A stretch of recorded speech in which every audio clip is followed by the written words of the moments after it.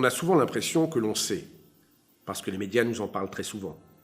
On a souvent l'impression que l'on connaît, parce que la dénomination nous est familière. Mais c'est quoi au juste un député? Par cette interview, nous allons non seulement lever le voile sur une fonction que nous connaissons mal, et peut-être balayer nos a priori qui finalement ne sont basés que sur notre méconnaissance de cette mission. Nous allons aujourd'hui recevoir Philippe Huppé, député de la 5e circonscription de l'Hérault.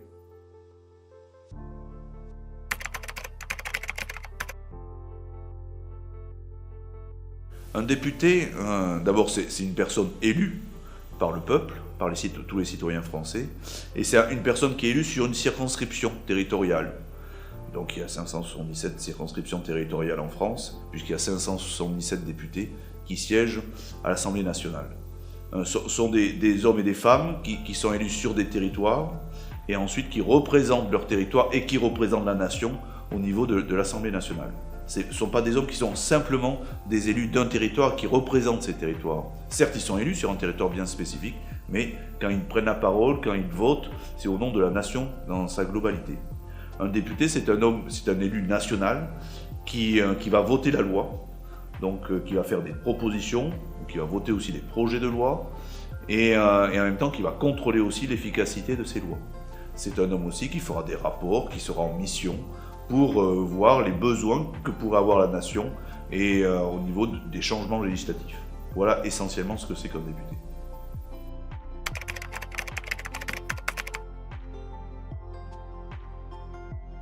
La journée type d'un député, elle est simple, il se lève tôt et il se couche tard. Il se lève tôt autour de 7h, 8h. À 8h, dans tous les cas, il a déjà pris son petit déjeuner et il est déjà au travail. Donc c'est un homme qui va commencer à 8h, souvent quand il est à Paris par un petit déjeuner de travail, et qui va enchaîner tous les rendez-vous jusqu'à minuit maximum, puisqu'à minuit l'hémicycle ferme. Donc c'est un homme, quand il est à Paris, qui va siéger au sein de l'hémicycle, et en même temps, ou en parallèle, va recevoir des syndicats, va recevoir des personnes qui en général demanderont des rendez-vous, mais aussi auditionnera, puisqu'il y aura des missions, il auditionnera des personnes pour répondre à certaines missions, et en même temps aussi, il va bien évidemment essayer, par des conférences, par des dîners-repas ou des déjeuners de travail, améliorer son savoir sur certains points bien déterminés. Donc c'est un homme qui, en plus de l'hémicycle, en plus de siéger dans l'hémicycle, fait tout ça. Voilà ce que c'est qu'un député à Paris. Un député qui, comme moi par exemple, qui vit à Paris 3 jours à 4 jours par semaine. Mais en même temps, ce député, quand il n'est pas à Paris, il est sur sa circonscription élective, et là, va faire le tour de ses concitoyens ou des associations, ou encore des mairies, pour discuter avec eux, pour voir ce qu'ils ont à demander, ce qu'ils aimeraient faire changer au niveau de la loi, ou quels sont leurs besoins.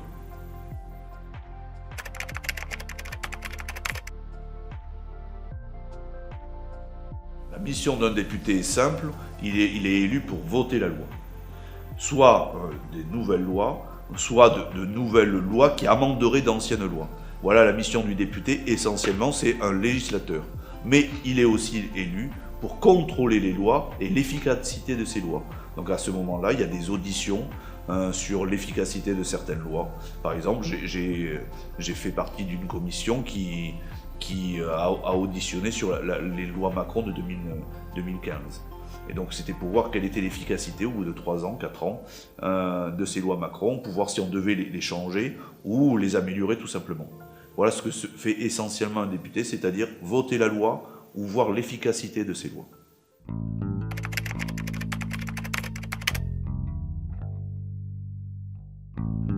Aucun. Le député est un citoyen parmi d'autres qui pendant un certain temps, c'est-à-dire 5 ans, voilà la durée du mandat, va représenter les concitoyens. Mais il n'a aucun avantage, surtout depuis cette législature où beaucoup d'avantages anciens ont disparu. Il y avait puisque c'est d'actualité. Il y avait une retraite spécifique à l'Assemblée nationale qui a disparu. Maintenant, on est dans le régime général. Il y avait quelques avantages aussi.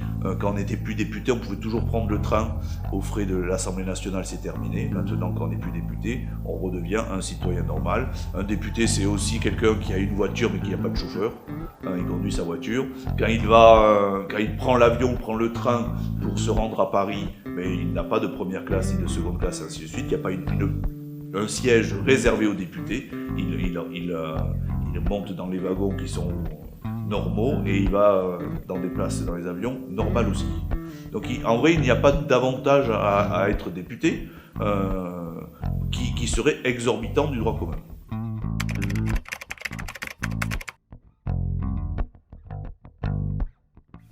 Les domaines de prédilection, du fait de la circonscription électorale, bien évidemment, c'est la viticulture. Vous avez bien compris que dans l'Ouest héroltais, la viticulture est omniprésente, donc je m'intéresse plus particulièrement à la viticulture, mais aussi au métier d'art, puisque ça, c'est l'artisanat d'art, et là aussi, c'est assez présent et surtout très important dans les territoires comme le mien. Le thermalisme un tout petit peu aussi, puisqu'il y a quand même la Malou-les-Bains et Avesnes, mais ça sont des domaines de prédilection où les aléas climatiques, puisque je suis coprésident aussi de cette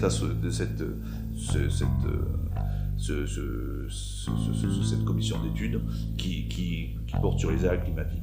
Mais en même temps, je m'intéresse à tout le reste.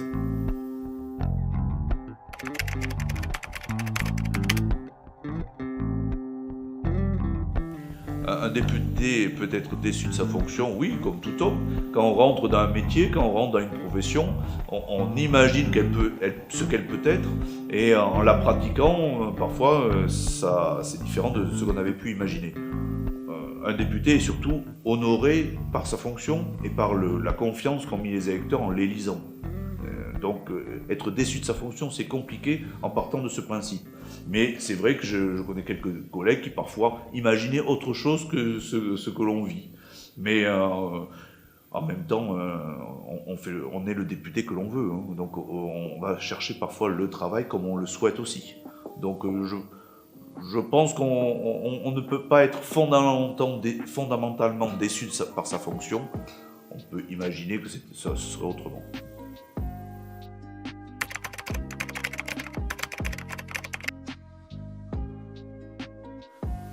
Normalement, en principe, il n'y a aucune différence entre un député des villes et un député des champs. Ils sont tous les deux députés, donc sont là pour voter la loi ou contrôler la loi. En réalité, il y a une grosse différence entre un député des villes et un député des champs. Je pourrais me considérer comme un député des champs, donc c'est ce que je connais le mieux. Le député des champs, il a une circonscription rurale en général et qui regroupe plusieurs collectivités. Le député des villes, lui, peut avoir une seule collectivité. Je pense à Montpellier, il y a un député qui sa circonscription n'est que dans Montpellier et regroupe que Montpellier. Pour ma circonscription, l'Ouest héroltais, c'est 141 communes. Donc vous avez bien compris la différence entre lui et moi, c'est-à-dire que moi je cours, quand je veux voir un maire, je mets à peu près entre 1h30 et 2 heures pour aller d'un bout de ma circonscription à l'autre en voiture. Lui, il met 5 minutes en vélo pour aller d'un bout à l'autre de sa circonscription. Quand je veux voir des maires ou que je veux m'adresser à plusieurs maires ou à tous les maires, il faut que j'invite 141 maires. Donc il faut que je trouve sur mon planning et sur le leur le moment qui permettra de réunir tous ces maires. Quand je veux voir des citoyens, j'ai 141 communes à voir. C'est-à-dire qu'il y a certains citoyens dans ma circonscription qui pourront dire à la fin de mon mandat qu'ils ne me connaissent pas et qu'ils ne m'ont jamais vu.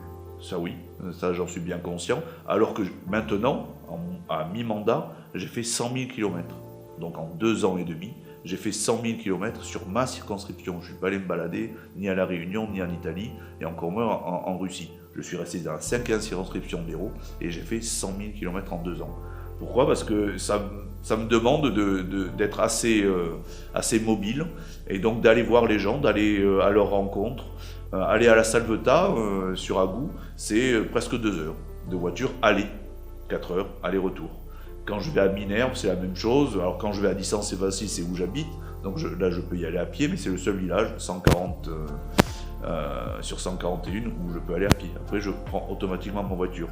Un député des villes, lui, verra un seul maire. Je prends l'exemple de Montpellier, il verra un seul maire, point, ou l'exemple de Béziers, la députée de Béziers verra très peu de maires aussi. C'est pas le même du tout travail et ce sont pas les mêmes attentes. Dans une circonscription rurale, les maires, les citoyens, les présidents d'associations n'attendent pas du tout la même chose que dans une ville. Ils n'ont pas les mêmes attentes de la vie tout court et parfois se sentent même parfois un peu délaissés. Donc il faut que j'aille à leur rencontre, que j'écoute bien ce qu'ils ont à dire, pour moi pouvoir les remonter au niveau départemental, régional et national. Faire bien sentir que la ruralité parfois se sent un peu délaissée. Ce qui n'est peut-être pas le cas, ou on le fait peut-être sans faire exprès, mais c'est parfois une réalité.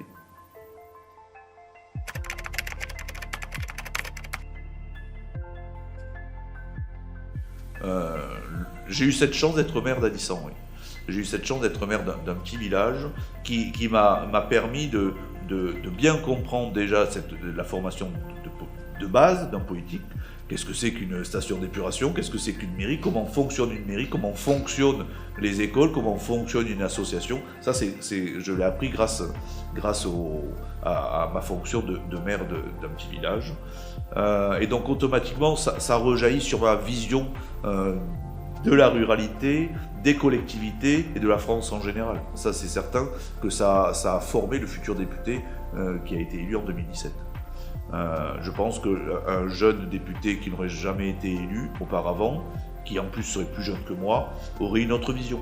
Et encore plus s'il vient du monde de l'entreprise, il aura une autre vision.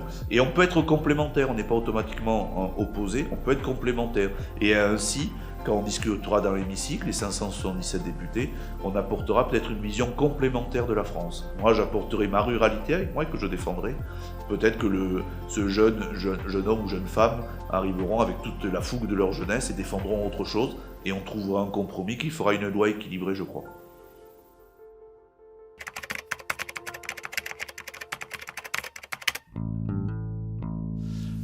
Par rapport à cette violence qui est réapparue, parce que je tiens à préciser tout de même qu'il y a eu des époques où la violence en politique existait, mais depuis une vingtaine, trentaine d'années, on avait pris l'habitude d'avoir une vie politique plus apaisée, plus dans le dialogue et beaucoup moins violente.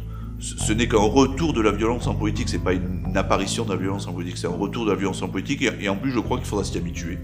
Notre société est faite de telle façon que cette violence en politique pourra revenir. Malheureusement, il y a eu un pli de prix et je crois que certains pensent qu'en étant violent, en cassant, en menaçant, on arrive à ses fins. C'est ce qui se dit. Je crois que c'est exactement le contraire. Mais comment se place un député dans ce contexte? Il se place qu'il va tout simplement faire son travail, il va accomplir sa fonction de député, il va aller au-devant, il doit aller, il me semble, au-devant de ses concitoyens, c'est de discuter avec eux, car c'est seulement par la discussion qu'on y arrivera, et pas par la violence. Et par exemple, moi j'ai été à plusieurs reprises tagué sur ma maison, à tel point qu'à la fin toute ma façade était taguée, et bien sûr ce ne sont pas des mots d'amour, hein. Ceux qui m'aiment bien ne sont pas venus sur ma façade, ce sont plutôt des gens qui étaient opposés, qui sont venus taguer.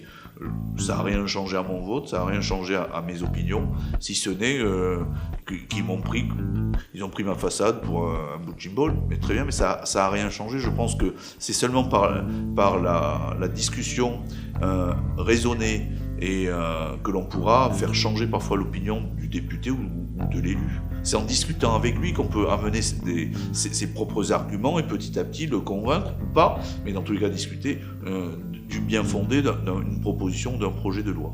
Je crois que c'est surtout ça le plus important, bien qu'on rentre, il me semble, dans une société de plus en plus irrationnelle. Ça, j'en suis bien conscient, donc il faut qu'on arrive à, sans passer automatiquement par la raison, à faire ressentir aux gens et aux citoyens qu'il y a des lois nécessaires et des lois qui peuvent être amendées. Mais on voit cette violence, on a tagué vos murs, et on s'aperçoit en fait que comme ils ne peuvent pas atteindre l'État, ils vont atteindre le député. En pensant qu'en atteignant le député, en fait, ils atteignent l'État. Ils font souvent l'amalgame d'ailleurs. Oui, non mais ce qui peut se comprendre, puisque je suis un élu national dans une circonscription locale. Donc ça peut se comprendre qu'il veuille... la majorité des personnes se dit, c'est un élu, c'est un législateur ce que je suis. Et donc on va essayer de l'intimider, parce que c'est ça, quand on tag et quand on vient faire des coups de force, c'est pour intimider le législateur. On va essayer de l'intimider ou lui faire changer son raisonnement un peu par la force. Je crois que c'est une erreur d'appréciation, et surtout c'est assez antidémocratique. Notre démocratie ne peut fonctionner que si on arrive à continuer à créer du lien entre les citoyens et de la conversation entre les citoyens. Alors je ne dis pas qu'il faut être à tout prix rationnel et sortir des chiffres et expliquer uniquement son raisonnement par des chiffres ou de la comptabilité, mais par contre je ne pense pas que la violence ait une place déterminante dans une démocratie qui se veut apaisée quand même. C'est pas une guerre civile, une démocratie. C'est accepter qu'à un moment donné, il y ait une majorité qui sorte du vote. C'est pas plus compliqué que ça. Et pendant un certain temps, cette majorité va faire des propositions de loi, va voter des projets de loi, en les amendant à chaque fois, mais à chaque fois en discutant dans l'hémicycle. Ça se fait pas d'un coup de baguette magique. Je crois que c'est ça le plus important. Que tout le monde comprenne bien ce schéma et cette procédure de l'apparition de la loi.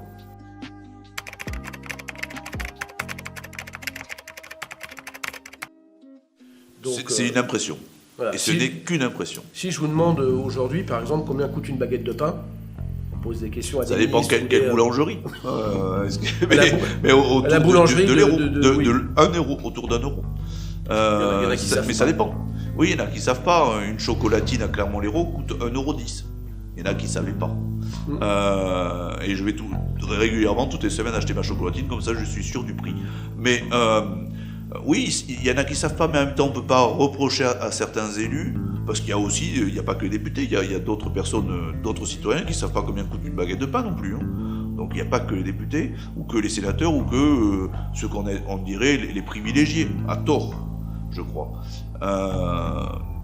Je le sais, bon voilà, mais on est loin d'être déconnecté de la réalité. Que ce soit un député ou un sénateur ou un ministre ou le président de la République. Non, on n'est pas déconnecté de la réalité. La preuve, moi j'habite à Addisson quand même, un village de 1287 habitants. J'habite au cœur du village, près de l'église. Donc il n'y a pas plus connecté que moi à la réalité. Non, on est connecté à la réalité, qui ne sont pas toujours les mêmes réalités, parce qu'il y a plusieurs réalités quand même dans une société. Non, beaucoup de députés sont comme moi, ils vivent dans leur circonscription quand même. Et donc on est connecté à la boulangerie du coin, à l'épicerie du coin, au supermarché, aux gens qui viennent vous voir. Comme je le disais il n'y a pas longtemps, je reçois énormément de monde dans ma circonscription, dans ma permanence, ou à Paris, je reçois énormément de monde. Alors, je n'ose pas dire les chiffres, parce que ça paraît toujours très important, et tous ces gens viennent me parler de leur vie. Donc, à un moment, je comprends quand même les choses. Et ce ne sont pas que des ministres qui viennent me parler, loin de là. Ce sont des syndicalistes. Dernièrement, j'avais reçu des enseignants qui râlaient et qui étaient opposés au régime des retraites. J'ai vu les avocats. J'ai reçu aussi à Paris des artisans. Je vois des vignerons. Je vois des agriculteurs en général. Je vois des professionnels des métiers d'art très, très, très souvent. Donc, je suis connecté à la réalité et je vois plus de gens de mon milieu, c'est-à-dire la classe moyenne, que des gens très riches que je ne vois jamais. Donc non, c'est un fantasme que de dire que les députés, sénateurs ou ministres sont déconnectés de la réalité. Non, ils vivent dans une réalité qui est celle de presque tout le monde. Merci beaucoup Philippe Huppé. Merci à vous.